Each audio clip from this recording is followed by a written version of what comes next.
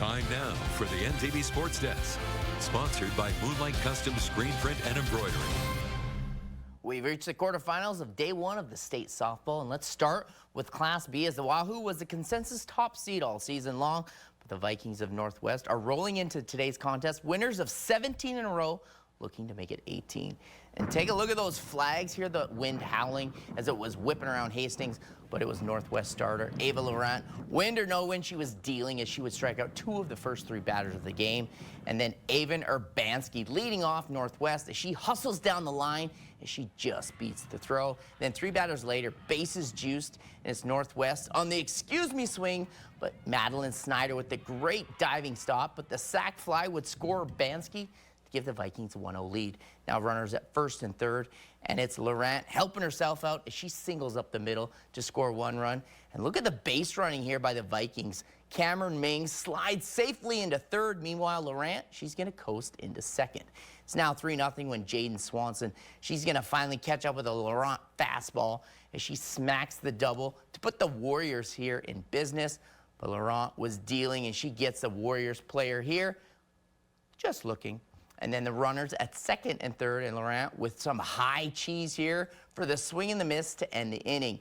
Guess what? If some is good, more is better. As she continued to bring the heat, as the Warriors couldn't get anything going off Laurent. Well, that was until top of 7. We're all tied at 3, and Laurent, she's going to save her best for last.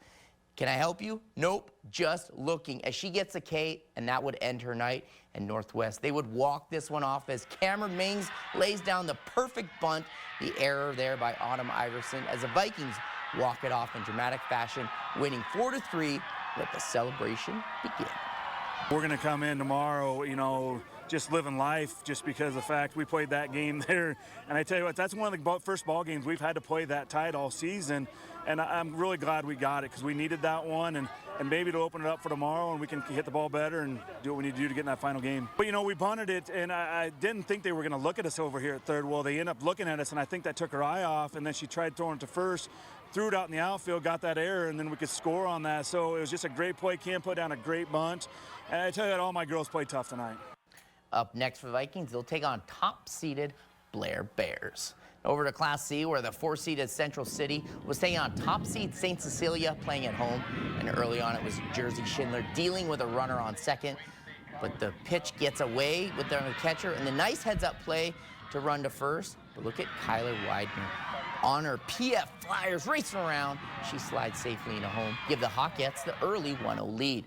But here come the Bison, and it's the freshman Peyton Burback flexing them. Smacks the solo shot to cut the lead in half as we've got a 1-run ball game. And Schindler, she's still throwing strikes as the Hawkettes still lead 2-1. But 2 batters later, they would tack on another run on this error here by the shortstop as Tatum Kirkash hustles around to cut the lead, or to push the lead rather, to 3-1. Now heading now to the 4th, and the Bison are in business, starting this inning with an error that would come back to haunt them as this single by Emma Steinke to cut the lead to 3-2. But Jordan Head, she would strike out the batter here to end the threat and the inning. And Head, you know she's going to do something good, especially when I edit it that way, as she smokes this one to straightaway center field, as the Hawkettes would hang on to win this one big, 8-5. Up next, they're going to host a 2-seed UTAN and Meade. Yes. You almost took that one on the old noggin. I literally took Head's hit on my head, like just missed it straightaway center field, guys. So. Way to look alive out there. Missed it. All right, we'll be right back.